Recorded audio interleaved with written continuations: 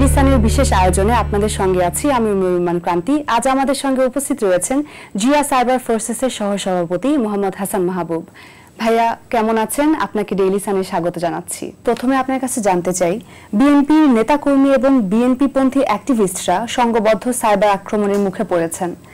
গত কয়েক মাস ধরে একেবারে ঘোষণা দিয়ে বিএনপির নেতাকর্মী ও অ্যাক্টিভিস্টদের ফেসবুক আইডি ও পেজ নিষ্ক্রিয় করে দিচ্ছে একটি চক্র। আসলে কেন তারা এই ধরনের কাজ করছে? ধন্যবাদ আপনার প্রশ্নের জন্য। দেখেন, আসলে আমাদেরকে বুঝতে হবে আসলে এটা একদিনের কোনো ঘটনা নয়। আমরা যদি বিগত স্বৈরাচার আমলের কথা যদি চিন্তা করি, আপনি দেখবেন তখন অনলাইন প্ল্যাটফর্ম সংবাদ মাধ্যমকে ব্যবহার করে কিভাবে গণতন্ত্রের টুটি চেপে ধরা হয়েছিল, কিভাবে বাক স্বাধীনতা হরণ করা হয়েছিল, কিভাবে জনগণের চাওয়া পাওয়াকে অবনমিত করা হয়েছিল। তো এটা নতুন কিছু নয়।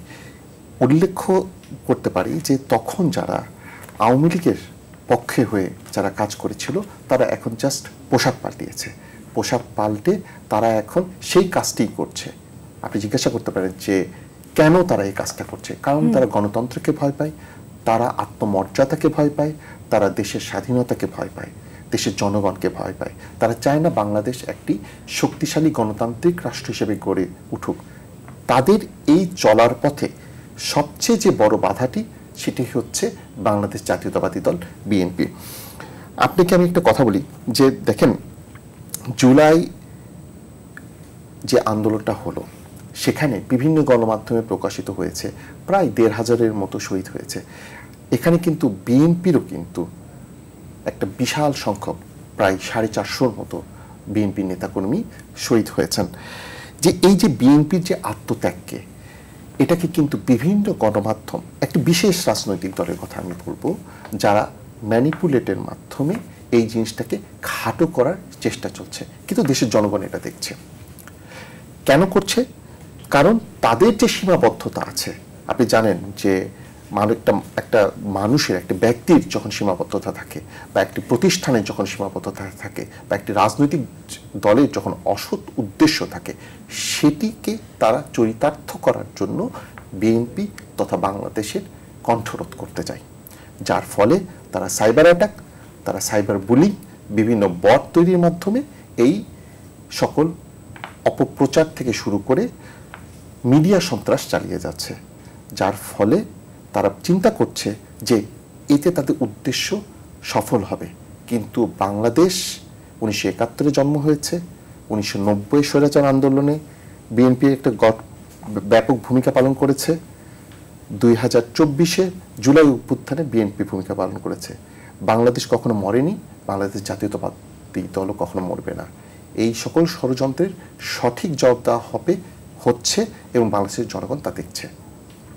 জি ভাইয়া, রেড জুলাই সাইবার ফোর্স নামে একটি পেজ এসব নিয়ে কাজ করছে এবং তারা দায়ও স্বীকার করেছে। কি বলতে চান আসলে? এই কাজ তারা কেন করছে? এই পেজ আসলে কাদের হতে পারে? এর সাথে কোনো রাজনৈতিক সম্পর্ক আছে কিনা, এই বিষয়ে যদি কিছু জানাতেন। দেখেন, রেড জুলাই যে সাইবার ফোর্স নামের যে দলটি আসছে, এদের কিন্তু কোনো পোশাক নাই। আমি আপনাকে আপনি যখন বনে যাবেন তখন একটা প্রাণী আছে গিরগিটি, এরা ঘন ঘন এদের রং পাল্টায়। এদের হয়তো কোনো পোশাক নাই, কোনো পোশাকই নাম নাই, কিন্তু আপনি খেয়াল করে দেখবেন যে এরা কোনো একপাক্ষিক দলের হয়ে শ্যাডো ফাইটার হিসেবে কাজ করছে। তাদের উদ্দেশ্য বাস্তবায়ন, আপনি তাদের যে সকল পোস্ট বলেন, বা তাদের যে সকল উদ্দেশ্য বলেন, বা তাদের যে সকল কর্মকাণ্ড বলেন, দেখবেন সে একটি বিশেষ রাজনৈতিক দলের সাথে সম্পূর্ণরূপে মিলে যায়, রাইট? তো আমি আগেই বলেছি যে এই পেজটি কিন্তু এরা কিন্তু খোলাখুলিভাবে ঘোষণা দিয়েছে যে তারা জাতীয়তাবাদী দলের আইডিগুলোকে টার্গেট করছে। কেন করছে? কারণ তারা সেই আইডিগুলোকে ভয় পায়। আপনি যদি ভয় না পেতেন, এটা যদি লেভেল প্লেইং ফিল্ডে যদি কাজ করতো, তাহলে কিন্তু আপনি কিন্তু ইন্টেনশনালি শুধুমাত্র জাতীয়তাবাদী দলের আইডিগুলোকেই কেন তারা চিহ্নিত করবে? এখানে তো আরো অন্যান্য রাজনৈতিক দল আছে, সেগুলোকেই কেন তারা চিহ্নিত করে না?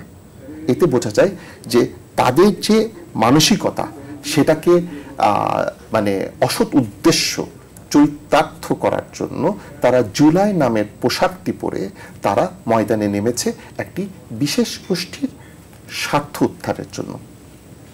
এবং এই পেজটি দেখলে আপনি হয়তো বলতে পারবেন যে বাংলাদেশে কিছু মানে অনলাইন অ্যাক্টিভিস্ট বা গ্যাং ছিল, যেমন তার মধ্যে সিপি গ্যাংয়ের কথা মানে বিশেষভাবে উল্লেখযোগ্য।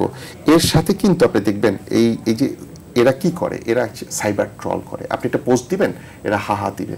আপনি একটা পোস্ট দিবেন, এরা ম্যাস রিপোর্টিং করবে। আপনি একটা পোস্ট দিবেন, আপনি যে দেখবেন যে বিভিন্ন নামে আরবি, স্প্যানিশ, তারপর সংস্কৃতি নামেও আমি অ্যাকাউন্ট দেখেছি যেগুলো কোনো ভ্যালিডিটি নেই। তার মানে কি, যে এরা জনগণকে বোঝাতে চাচ্ছে যে আপনার যে গ্রহণযোগ্যতা সেটাকে বাংলাদেশ জনগণ মেনে নিচ্ছে না। কিন্তু বর্তমানে বট এবং মির্জাফর দুটোই সামর্থক, রাইট? বট একটি গালি হিসেবে ব্যবহৃত হচ্ছে, যে যারা মিথ্যার প্রচার করে তারা যাই হোক তারা দেশপ্রেমিক হতে পারে না।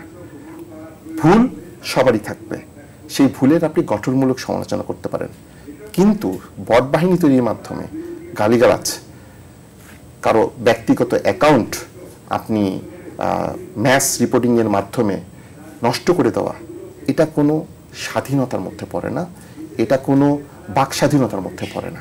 এই সাইবার আক্রমণ আসলে কিভাবে হয়ে থাকে? দেখেন, সাইবার আক্রমণ বিভিন্নভাবে হতে থাকে। যেমন প্রথম যে একটা কথা বলবো, ম্যাস রিপোর্টিং। এটা আমি আপনাকে বলতে পারি যে এরা করে কি, বিভিন্ন গ্রুপ ক্রিয়েট করে। এটা হতে পারে হোয়াটসঅ্যাপ গ্রুপ, এটা হতে পারে টেলিগ্রাম গ্রুপ, বা আরও যেগুলো আছে।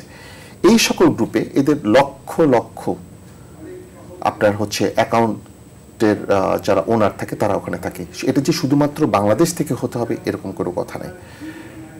আপনি যেন তাদেরকে যেন ধরতে না পারেন, এরা অনেক সময় এদের বাহিরের যারা সদস্য রয়েছে তারা অ্যাক্টিভলি পার্টিসিপেট করে থাকে। যেমন আমি বলতে পারি নেপাল, যেমন আমি বলতে পারি ইন্ডিয়া, এমনকি ক্রোয়েশিয়া থেকেও হয়েছে, নর্থ কোরিয়া থেকে আছে। আমরা এরকম মেটার কাছ থেকে তথ্য পেয়েছি যে এই সাইবার অ্যাটাকটি হয়েছে নর্থ কোরিয়া থেকে। এটা পেমেন্টের বিনিময়ে হতে পারে, এটা যারা এই সকল সংগঠনে যারা কর্মী বাহিনী রয়েছে তারা ওইখান থেকে ম্যাস রিপোর্টিংটা করে।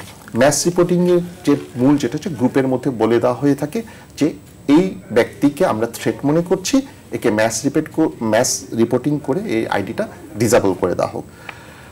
তারপর হচ্ছে আপনার ফেক অ্যাকাউন্ট ব্যবহার, যেটা বাংলাদেশে সবচেয়ে বেশি ব্যবহৃত হয়ে থাকে। যেমন আমি একজন টেকনিক্যাল এক্সপার্ট হিসেবে বলি যে রিসেন্টলি ফেসবুক বাংলাদেশে বিভিন্ন পেজের রিচ কমিয়ে দিয়েছে। আপনি বাংলাদেশের ক্ষেত্রে কেন কমিয়ে দিয়েছে কোশ্চেন করতে পারেন আপনাকে। কারণ হচ্ছে প্রায় 36,000 ফেক অ্যাকাউন্ট তৈরি করা হয়েছে। এখন এই যে 36,000 যে ম্যাসিভ যে ফেক অ্যাকাউন্ট তৈরি করা হয়েছে, এটাকে কিন্তু ফেসবুককে কিন্তু হোস্টিং করতে হচ্ছে, তাদের খরচও বেড়ে যাচ্ছে, তাদের অনেক কিছু হচ্ছে। এবং প্রতিনিয়ত এত পরিমাণে ম্যাস রিপোর্টিং, এত পরিমাণে আমরা হচ্ছে আপিল করছি এর ক্ষেত্রে, তারা এটাকে নজরে এনেছে এবং এই সকল কাজকে অনুৎসাহিত করার জন্য তারা এগুলোর রিচ কমিয়ে দিয়েছে। এরপর আসে ফিশিং বা হ্যাকিং। ফিশিং হ্যাকিং কি, আপনি ইমেলে, আমি একটা ইমেল পাঠাবো, সেখানে হয়তো লেখা আছে, একটা লিঙ্ক দেওয়া আছে যে তুমি এই লিঙ্কে ক্লিক করো। তো এই সকল মাধ্যমে আমি আপনার হচ্ছে গিয়ে ব্যক্তিগত তথ্য যেটাকে দেওয়া যায় সেটা করে, বা আপনার ফেসবুকের বা জিমেলের বা অন্যান্য ইমেলের যে কন্ট্রোল নেওয়াটা, এটার মাধ্যমে করা হয়ে থাকে। এবং এছাড়া আরেকটি যেটা হচ্ছে সেটা হচ্ছে আমাদের বর্তমানে আমরা যেটা দেখছি যে বর্তমানে স্মার্টফোন ইউজার আছে প্রায় মেটার তথ্য মতে বাংলাদেশে প্রায় 5 কোটির মতো। এই 5 কোটির মধ্যে আপনার ধরেন প্রায় 60% তারা হচ্ছে 18 বছর বয়সের নিচে। তো এই সকল কোমলমতি শিশু কিশোরদেরকে সহজেই ম্যানিপুলেট করা যায়, যার ফলে তারা এই সকল ফলস ন্যারেটিভ, সত্যের মধ্যে মিথ্যা মিশ্রিত করে, যেটা গোয়েবলসের তত্ত্ব অনুসারে যে 100টা মিথ্যা মানে একটা মিথ্যা 100 বার বললে যেটা সত্যিতে পরিণত হয়, সেই জিনিসটি এটি করে এই বিশাল সংখ্যক একটা কোমলমতি শিশু কিশোরকে তারা ম্যানিপুলেট করে ম্যাস রিপোর্টিং করছে। এটাকে তারা একটা কোঅর্ডিনেশন হিসেবে নিচ্ছে। আমরা যতদূর জানতে পেরেছি এদের প্রত্যেকেরই বিভিন্ন বিশ্ববিদ্যালয়, কলেজ, মাদ্রাসা, আপনি জেনে অবাক হবেন এতিমখানাতে পর্যন্ত এদের গ্রুপ রয়েছে যারা এই সকল ম্যাস রিপোর্টিংয়ে সক্রিয়ভাবে অংশগ্রহণ করছে। সেই বাচ্চাটি, সেই কিশোরটি কিন্তু জানে না যে তারা কি করছে, তারা নিজের অজান্তেই করে যাচ্ছে। এটা কিছুই না, এটা একটি পরিপূর্ণ তথ্য সন্ত্রাস। তাহলে ভাইয়া এটার প্রতিকার হিসেবে আপনারা কি করছেন বা কোনো উদ্যোগ নিয়েছেন কিনা, কাজ শুরু হয়েছে কিনা এই বিষয়ে একটু দেখেন, আমরা যেটা করছি সেটা হচ্ছে ফ্যাক্ট চেকিং। ফ্যাক্ট চেকিং, হ্যাঁ, ফ্যাক্ট চেকিং আমরা কিভাবে করছি? আমরা এখানে লিসেনিং ডিভাইসের মাধ্যমে আমরা প্রথমে এটাকে রিকগনিশন করার চেষ্টা করছি যে আসলে এটা কতটুকু সত্যিকার। যেমন বিভিন্ন ফেক ভিডিও আপনি দেখবেন যেটা ডিপ ফেক এআই দিয়ে তৈরি করা হয়েছে। ফ্যাক্ট চেকিং সংবাদে, যেমন জুলাইয়ের পর বিএনপি সম্বন্ধে প্রচুর প্রোপাগান্ডা চালানো হয়েছে। অনেক সময় ছবিগুলোতে দেখানো হয়েছে যে আপনার হচ্ছে ভারতীয় কিছু সংবাদকে বিএনপির নামে প্রচার করে চালিয়ে দেওয়া হয়েছে। এই ফ্যাক্ট চেকিংয়ের মাধ্যমে আমরা চেষ্টা করছি আমাদের এবং আমাদের বিভিন্ন অঙ্গ সংগঠনের মাধ্যমে জনগণকে সচেতনতা করার জন্য, নাম্বার 1। নাম্বার 2 হচ্ছে যে আমরা চেষ্টা করছি যে মেটা সহ টিকটক, ইউটিউব এদের সাথে ক্লোজ কমিউনিকেশনের মাধ্যমে যে সকল ফেক অ্যাকাউন্ট রয়েছে তাদের বিরুদ্ধে ব্যবস্থা নেওয়ার জন্য। 3 নম্বরে আমরা যেটা করছি, বাংলাদেশ জাতীয়তাবাদী দল সবসময় বাংলাদেশের আইনের প্রতি যথেষ্ট শ্রদ্ধাশীল এবং সেই অনুসারে আমরা আইন শৃঙ্খলা বাহিনীকে, যেগুলো আমাদের মনে হচ্ছে যে যারা এই সকল উদ্দেশ্যের পিছনে আছেন, আমরা তাদেরকে আইনগত ব্যবস্থা নিতে অনুরোধ করে যাচ্ছি। তো ভাইয়া, বিএনপি নেতারা কোনো পোস্ট করলে সেখানে হাহা রিঅ্যাক্ট দিয়ে বা একদম অ্যাংরি রিঅ্যাক্ট দেয়া হচ্ছে, দেখা যাচ্ছে যে নামগুলো বিদেশি, আপনি একটু আগে এই বিষয়ে বলেছিলেন। তো এসব বিষয়ে মানে করণীয় কি? দেখেন, মানুষের একটা জিনিস থাকে, সেটা হচ্ছে এটা একটি যুদ্ধক্ষেত্র। যুদ্ধক্ষেত্রে আমার প্রতিপক্ষ যে কোনোভাবে চাইবে যে আমার মনোবলটা ভেঙে দেওয়ার জন্য। আপনি একটা সুন্দর কোশ্চেন করছেন, এটা ব্যাপারে বলি। এটা হচ্ছে একটা ক্লাসিক সাইবার ট্রলিং এবং ডিসইনফরমেশন টেকনিক, যেটাকে আমরা বলি রিয়াকশন ফ্লাডিং, রাইট? এখন আমি একটা পোস্ট করেছি, সেখানে আমি দেখলাম আমার 1000 রিয়াক্টের মধ্যে 700 হাহা রিয়াক্ট করেছে। অটোমেটিক্যালি আমি মোরালি এবং ডিমোরালাইজড হয়ে যাই। এই জিনিসটা তারা করতে চাচ্ছে, কিন্তু এদের উদ্দেশ্য হলো টার্গেটেড পোস্টকে, আপনার ধরেন আপনি একটা কোনো পোস্ট দিলেন, সেটাকে টার্গেট করে দুর্বল যুক্তির কথা ওখানে লিখবে, গালিগালাজ করবে এবং কিভাবে আপনাকে পার্সোনালি অ্যাটাক করে বিতর্কিতভাবে উপস্থাপন করা যায় সেই জিনিসটা এটা করে থাকে।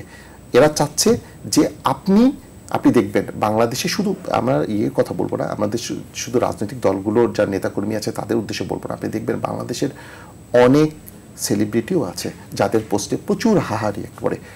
এরপরও আমি বলবো আমাদের বাংলাদেশের দেশপ্রেমিক বাহিনীগুলো, সেনাবাহিনী, বিমান বাহিনী, নৌবাহিনী, ঠিক আছে, যারা আমাদের দেশের জন্য সদা জাগ্রত, আপনি তাদের পোস্টে যান, তাদের পোস্টে গেলে দেখবেন সেনাবাহিনীর প্রত্যেকটা পোস্টে যেয়ে দেখবেন এই জামাত শিবির বলেন বা এনসিপি বলেন বা অন্যান্য যে সকল রাজনৈতিক দলগুলো রয়েছে যারা হচ্ছে গিয়া বট বাহিনী ক্রিয়েট করার জন্য বিখ্যাত, ঠিক আছে, এই সকল তারা এই সকল সেনাবাহিনী থেকে শুরু করে, পুলিশ থেকে শুরু করে, রাষ্ট্রের বিভিন্ন সংস্থা থেকে শুরু করে বা অন্যান্য রাজনৈতিক দল থেকে শুরু করে সবার যে তাদের স্পেশালি তাদের বট বাহিনীগুলো যে হাহা রিঅ্যাক্ট দিচ্ছে এবং দুর্বল যুক্তি, দুর্বল উপস্থাপনা এবং ব্যক্তিগত আক্রমণের মাধ্যমে তাদেরকে মোরালি যে ডিমোরালাইজড করার সেই চেষ্টাটা করে যাচ্ছে। তো আরেকটা জিনিস ভাইয়া, তৃণমূল পর্যায়ে যারা বিএনপির পজিটিভ কিছু নিয়ে যদি পোস্ট করে তাহলে দেখা যায় যে তাদের আইডিগুলো ডিসেবল হয়ে যাচ্ছে, সেক্ষেত্রে তারা কি করবে? দেখেন, আমি প্রথমেই বলবো তৃণমূল কর্মীদের যে আতঙ্কিত হওয়া চলবে না, প্রতিটা পোস্টের আপনি ব্যাকআপ রাখবেন এবং যদি কোনো ফেসবুক আইডি বা ফেসবুক পোস্টে যদি কোনো ম্যাস রিপোর্টিংয়ের কারণে যদি ডিসেবল হয়ে যায় বা ডিলিট হয়ে যায়, আপনি ফেসবুকে নিয়ম অনুসারে আপিল করবেন, পরিচয়পত্র বলবেন এবং বন্ধুদেরকে বলবেন এ ব্যাপারে সাপোর্ট করতে। এ ব্যাপারে আমি আরও বলবো যে একটা আইডি বন্ধ করলে আমরা যেন, আমি তৃণমূলের কর্মীদের বলতে চাই, একটা আইডি বন্ধ করলে আপনারা আরও 10টা নতুন আইডি খুলবেন। এটা তাদের প্রতি আমাদের একটি সৎ যুদ্ধ, ঠিক আছে। এইখানে আমি বলতে পারবো যে হতাশ না হয়ে তাৎক্ষণিক অ্যাকশন নিতে হবে। আপনাকে এখানে ডিমোরালাইজড হওয়ার কোনো সুযোগ নাই। আপনি যেমন একদিকে আইডি পুনরুদ্ধার করার জন্য চেষ্টা করবেন, অপরদিকে আরেকটি নতুন আইডি খুলবেন, যেন আপনার এই সঠিক মেসেজটি জনগণের মাধ্যমে পৌঁছে যায়। আমাকে কয়বার দমাবে তারা? একবার, দুইবার, 100 বার, 10,000 বার, 1 লাখ বার? একসময় তাদেরও হাত ব্যথা করা শুরু করবে। ঠিক আছে? তো আমি মনে করি এছাড়া প্রতিটা কর্মীকে আমি বলবো যে ফেসবুকের নিরাপত্তা সম্বন্ধে আগে একটু ভালো মতো জেনে নিতে, এবং সেই অনুসারে হচ্ছে গিয়ে ফেসবুকে বা টিকটকে বা ইনস্টাগ্রামে সেই অনুসারে লগ ইন বা 2 ফ্যাক্টর অথেন্টিকেশনটা চালু করে রাখতে। এবং আমি আমার জাতীয়তাবাদী দলের ভাই বোনদেরকে বলবো যে আপনারা একা নন, আমরা সবাই আছি। কেউ যদি বা কোনো বিশেষ গোষ্ঠী যদি মনে করে থাকে যে আমাদের মধ্যে ভাঙ্গন ধরিয়ে, আমাদের মধ্যে ওটা কি বলবো, দলগতভাবে বিভিন্ন গ্রুপিংয়ের সৃষ্টি করে বা গুপ্তভাবে যারা পরিচিত আছেন, আমরা কিন্তু সবাইকে দেখছি, সবাইকে আমরা নজরে রেখেছি, আমরা এখন ঐক্যবদ্ধ, এবং আমি বলবো তাদের এই চক্রান্ত কোনোভাবেই সফল হবে না। ভাইয়া, এতক্ষণ আমাদের সময় দেওয়ার জন্য আপনাকে অসংখ্য ধন্যবাদ। থ্যাংক ইউ, আপনাকে ধন্যবাদ। দর্শক, আমরা এতক্ষণ কথা বলছিলাম জিয়া সাইবার ফোর্সেসের সহসভাপতি মোহাম্মদ হাসান মাহবুবের সঙ্গে। তিনি আমাদের জানালেন কিভাবে বিএনপি অপতথ্য ও তথ্য সন্ত্রাসের শিকার হচ্ছেন। দর্শক, আমরা পরবর্তীতে আবার আপনাদের সাথে যুক্ত হব নতুন কোনো পর্বে। সেই পর্যন্ত ভালো থাকুন, সুস্থ থাকুন, ডেইলি সানের সঙ্গে থাকুন।